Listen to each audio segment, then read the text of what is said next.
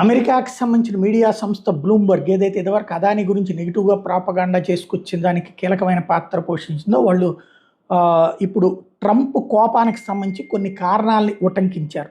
ఇందులో ఏంటంటే 35 నిమిషాలు నరేంద్ర మోడీ మొన్న ఆపరేషన్ సింధూర్‌కి టైంలో మాట్లాడాడు 17 జూన్ టైంలో. అది ట్రంప్ ఇగోని హర్ట్ చేసింది.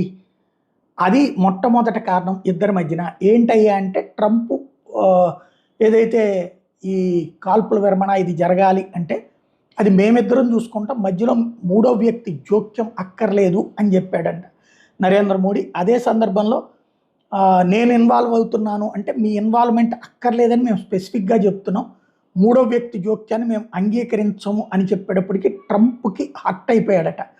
ఇది నెంబర్ 1. అలాగే ట్రేడ్ వార్కి సంబంధించింది మరొక అంశం వచ్చేటప్పుడు